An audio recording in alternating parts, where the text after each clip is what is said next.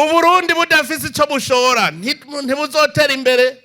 Ayo madevize ntaho azova Uburundi budashoye. None turabarundi miliyoni 12 n'ibihumbi 300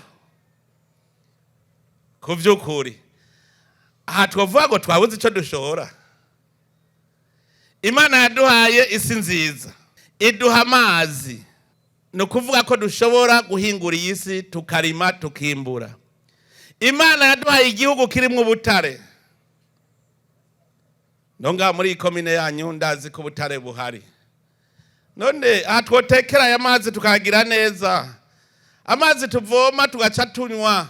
Twayatekera twonanirwa kuyashora gantuze ko hari abandi bayakeneye impande yacu. Ibihugu bivamwo igitoro, ico gitoro bashora iwacu, iwabo nta mvurirwa nta mazi bafise. None ko igitoro naco ari nk'amazi, kubera iki natwe tutoca dufata aya mazi natwe tukabashira, kuko iwabo azimvye kurusha igitoro. Kubera iki tutoshora amazi hariya kugira ngo duce nawe iwabo duce dukuraho igitoro.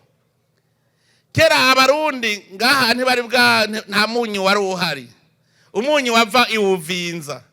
Abarundi baracura amasuka bakagenda bayikoreye bagiye uvinza, bashoye ayo masuka bagaca batahana umunyu. Samahera baba bagiye kurondera ntibazana inoti, mugabo barazana umunyu.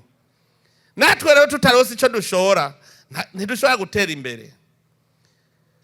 Ubwa mbere twese twimbure.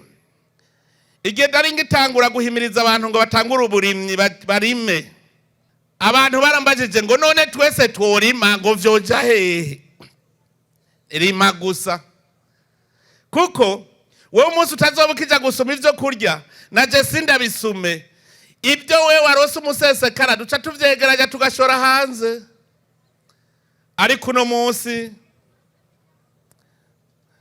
amapolitike tuze tuyashira hirya ntuze. Nk'umuntu avuga ngo nagize nabi kubwira ko abafonctionnaire nabo bakwiye kugwiza umwimbo.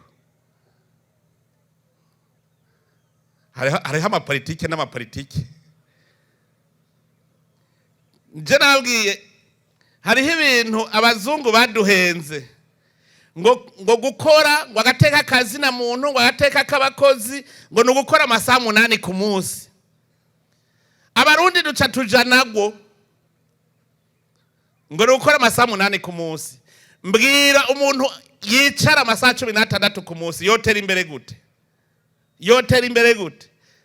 Je ndabwira nti ayo masaha 8 genda mukore, hanyuma ucutaha ayo yandi 8 nayo yakore ivyawe, hanyuma ayandi 8 yaruhuke, muze murako ruratera imbere.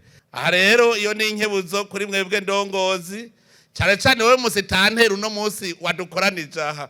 Wumve yuko bene gihugu mugiye kwicarana mugateka umutwe vuga muti iyi komine yacu ya Mugere yokizwa niki, twotera imbere gute muri kumwe n'abene gihugu, hanyuma mugafata ingingo ugacuja imbere yabo mukubereka akarorero. Ibi ndiko ndavuga iwawe niba udashobora kurima n'utuboga uzokwigisha gute abene gihugu kurima imboga? Nico tubaru kwamba muri kumwe mwese muhanurana. Iki kinogo tugikureho burundu. We musitanteri urashobora kuronka ibibazo by'abene gihugu udashobora gutorera umuti.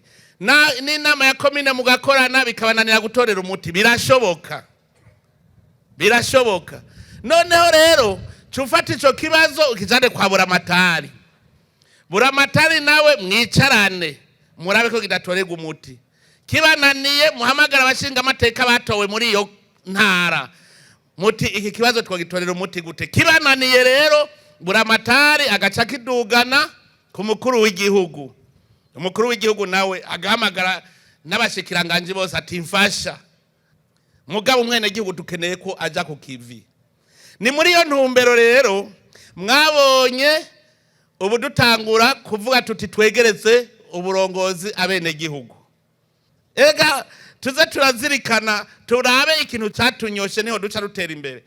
Indongozi jejwe kwerekana inzira, kwerekana amategeko ntarengwa kwerekana ibikorwa dutegerezwa gukora mu nzira y'iterambere.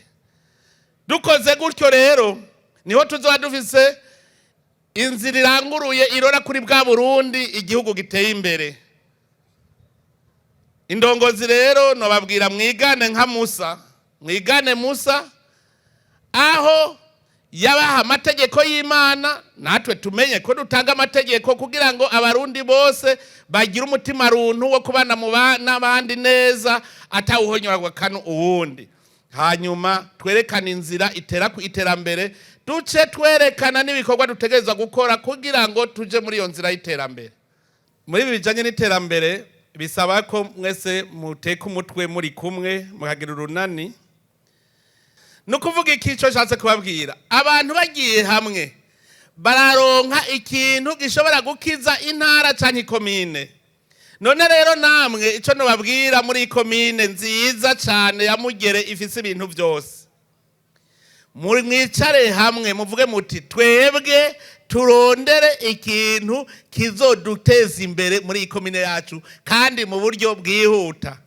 Ico kintu muce mukijako mugikore, muzobona ikomine yanyu yateye imbere cyane, na cyane ko mufise ikomine yanyu ifise ahamera ibintu by'ubwoko bwinshi. Ikindi nababwira mugiye hamwe murashobora kuvuga muti ni igiki cyo turanga ngaha muri iyi komine yacu nziza Mugere, mugaca bavuga muti nko murashobora kuvuga muti ikizoturanga ngaha ni suku. Nico itwa musitanteri ivyo avuze ati muje hamwe murabire hamwe ikintu mwokora. Niyo ntahe nabashingiye abantu bashobora gutunga ngaha mufise byinshi cyane, murafise umusenyi, murafise ubutare, rero mubandanye mwese muteka umutwe. Ndabakengurukire cyane, nsaba Imana mushobora byose ngo ibahezagire.